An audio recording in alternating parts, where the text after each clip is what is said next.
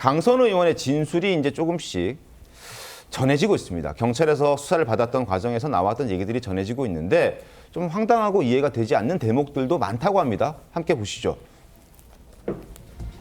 자, 자택 문간방, 그러니까 자택에 있는 방에 한 곳에 돈을 좀 쌓아뒀답니다. 시부상 부의금과 김경 의원에게 받은 것으로 보여지는 1억 원. 그리고 쇼핑백에 1억 원이 있는지 몰랐다. 3개월 뒤에 1억 원이 있었다는 사실을 알게 됐다라는 이야기를 경찰에서 한 것으로 지금 전해지고 있습니다.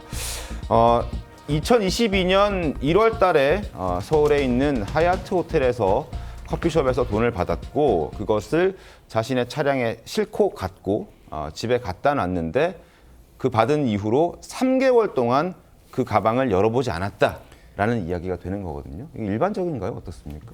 아니 2022년 1월 하얏트 호텔에서 만날 때도 네. 쇼핑백에 1억 원이 들은 걸 받았는데 네. 받았죠. 그런데 그 안에 뭐가 들었는지 확인을 안 했다는 거잖아요. 네, 3개월 동안.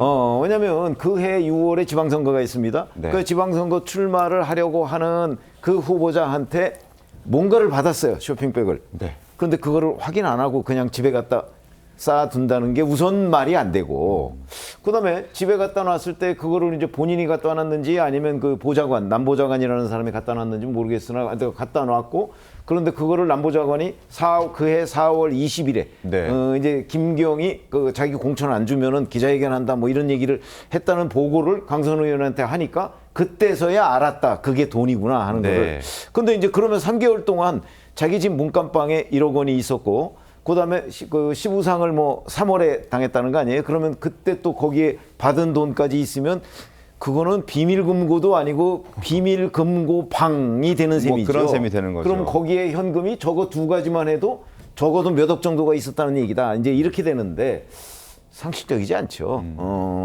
그리고 그런 현금을 가지고 더군다나 지금 객관적인 자료에 따르면 3월에 네. 전세 계약을 한 걸로 돼 있어요. 1억 1천만 원의 계약금을 낸 걸로 돼 있어요. 그러면 그거는 이제 보좌관 얘기는 그 김경 씨 의원으로부터 받은 1억 원을 전세 자금으로 썼다고 얘기를 했는데 네. 지금 저 강선우 의원 얘기는 그게 아니고 시부상 조의금으로 그걸 충당했다고 하잖아요. 그러면 자, 그 전세 계약금 3월에 전세 계약금 1억 원, 1억 1천만 원을 해야 되는데 그때 그 돈을 뭘로 조달할 것인가 하는 부분 적어도 그때는 알았어야죠. 아무리 몰랐다고 하더라도. 그런 거 3월 아닌가요? 달에 계약할 3월 달에 때만큼은- 계약할 때는 그 돈을 어디서 충당을 해야 될 거 아니에요. 맞습니다. 그럼 적어도 그때는 알았어야 된다는 건데 그럼 그때도 몰랐다는 얘기가 되면 그냥 처음부터 끝까지 쇼핑백인 줄만 알았나? 그리고 쇼핑백 안에 내용물은 확인도 안 했나? 이제 이런 의문을 가지게 되는데 황당한 일이고 제가 보건대는 이제 그걸 남보좌관이라는 사람하고 뭐 이렇게 계속 그 수사를 진행하다 보면 강선우 의원 그 해명이 얼마나 황당한지를 경찰도 알게 될 것이다 이렇게 봅니다. 알겠습니다.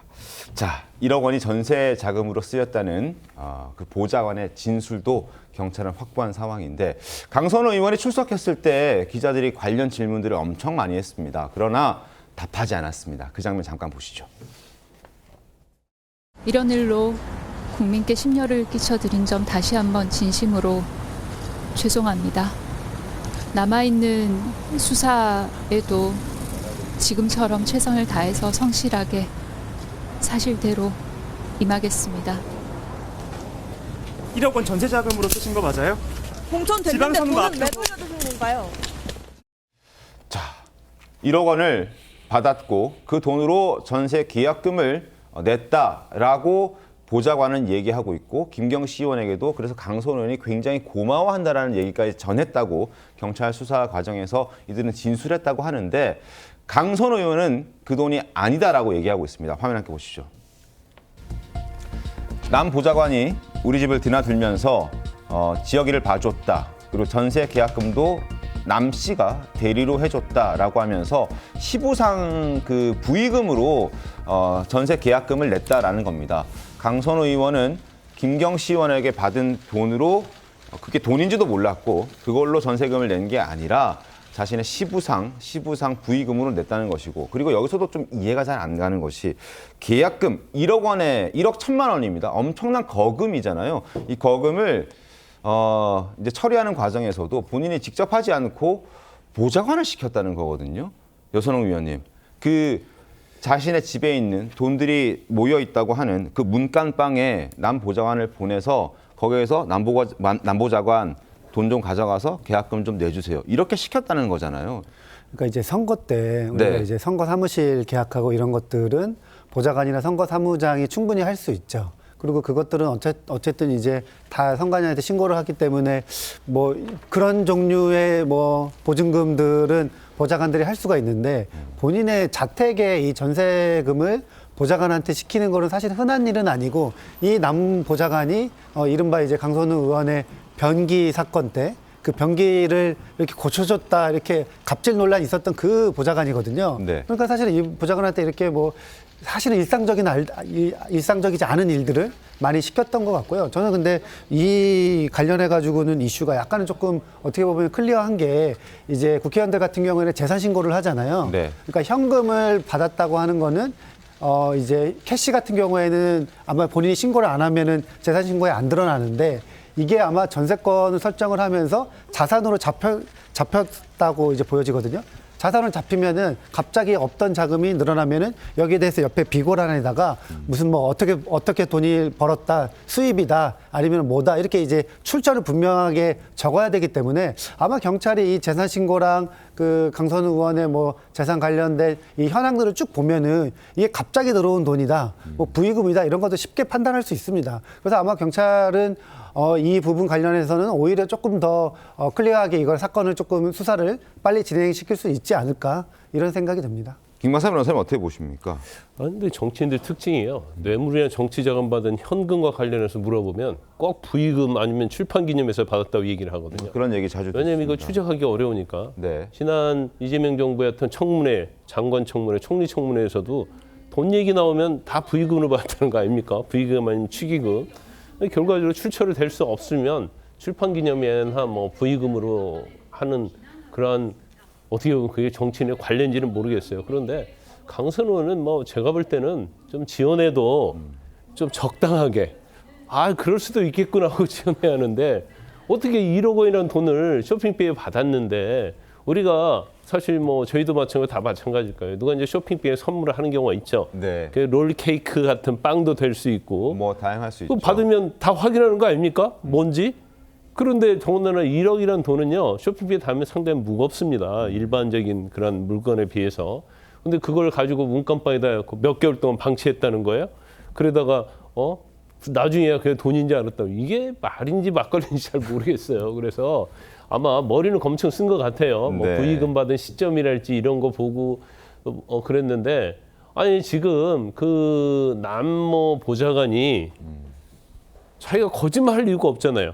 이걸 전세계약금을 썼다는 이유를 그걸 지원해서 할 이유가 없고 또 지원하기도 어렵죠. 그러면 결과적으로 따지면 김경심 의원이 돈 준 거 맞고 그것도 공천원금으로 받았다는 걸 확실히 해주고 그다음에 이제 보좌관도 그거 돈 받은 거 가지고 전세금 계약 체결 때 가져갔다. 이렇게 명백하게 얘기하고 있는데 이걸 어떻게 저런 식으로 지원해가지고 답을 하는지 도대체 이해할 수가 없어요. 알겠습니다. 강선우 의원의 주장대로라면 남 보좌관이 강선우 의원의 지역구 집에 들어가서 그 문간방에서 1억 1,000만 원을 가지고 나와서 부동산에 가서 계약금을 냈다는 겁니다. 자, 그런 역할까지 해준 남 보좌관, 과거 여가부 장관 후보자 시절에 변기 수리로 논란이 됐을 때 그 변기 수리까지 맡았던 보좌관으로 확인이 되고 있습니다. 그때 당시 목소리 한번 들어보시죠.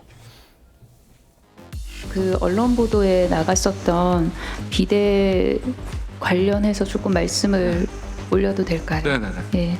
해당 언론 보도는 다소 좀 과장된 부분이 있습니다. 그날 아침에 화장실에 물난리가 나서 이렇게 보니까 비대 노즐에서 물이 뿜어져 나오고 있었습니다. 저희 지역 사무소가 저희 집에서 차로 2분 거리입니다. 그래서 그 지역 사무소에 있는 지역 보좌진에게 제가 어떻게 하면 좋겠냐고 조언을 구하고 부탁을 드렸던 사안입니다. 조언을 구하고 부탁드리고 그런 것이 부당한 업무 지시로 보여줄 수 있다는 것은 제가 차마 생각을 못했었습니다. 그 부분. 변기 수리까지 부탁했던 그 보좌관에게 지금 전세금 1억 1천만 원을 현금으로 챙겨서 부동산에 갖다 줘라라는 부탁까지 했다라는 겁니다. 조경 변호사님 어떻게 보셨습니까? 강선우 의원이 그 하여간 남 보좌관 전 보좌관 관련해서 하는 발언들은 다 사실 그대로 신뢰하기가 어렵습니다. 사실 네. 저 때도 보면 이제 부적절성을 넘어서 실제 그런 관계를 평소 유지해 왔다는 게 말이 되냐 이런 비판을 받을 수밖에 없었는데요. 이번에는 이 돈거래 관련 해명에 있어서도 지금 남 전 보좌관과 또 진술이 완전히 지금 배치되고 있지 않습니까? 그렇기 때문에 오늘 또 이 남 전 보좌관이 경찰에 소환이 됐더라고요. 강선우 의원이 경찰에서 지금 나오고 있는 이 진술 자체가 김경시 의원 남 보좌관 진술과 너무 대비되기 때문에 아마 네. 그걸 확인하려는 것 같은데 누가 보더라도 이렇게 진술이 엇갈리면 강선우 의원 본인이 한 진술은 어느 정도 일관성을 갖는다고 하더라도 그게 통상의 어떤 상식적 기준에 맞지 않으면 그 진술은 신빙하기 어렵습니다. 아마 경찰도 그렇게 보고는 있을 텐데 그런 주장을 일관되게 하고 있으니까 남 전 보좌관을 오늘 또 부른 것 같은데요. 남 전 보좌관의 진술은 좀 일관돼 보입니다. 처음에는 부인했지만 이제 더 이상 그렇게 부인할 수 없는 상황에 있다고 판단하고 실제 사실관계에 가까운 진술을 하고 있는 것으로 보여지는데요. 그 다 앞에 말씀하셨던 것처럼 그 거래에서 그 쇼핑백에 있는 이게 돈이라는 걸 모르는 상태에서 문간방에 장기간 보관했고 그걸 가지고 그 지급됐다고 그거로 계약금으로 지급했다는 남 보좌관의 진술이 있는데 그걸 다른 내용으로 그러니까 시부의 이 조의금으로 대치된다고 해서 과연 그 진술의 신빙성을 얻을 수 있을지 모르겠습니다. 저는 알겠습니다. 안타까운 게 강선우 의원이 지금쯤 되면 네. 인정할 거 인정하고 차라리 선처를 받는 식으로 가는 게 어떨까 싶을 정도인데 저렇게 일방적 주장을 계속 하면 할수록 스스로 더 공공한 처지에 빠지고 있는 게 아닌가 싶습니다.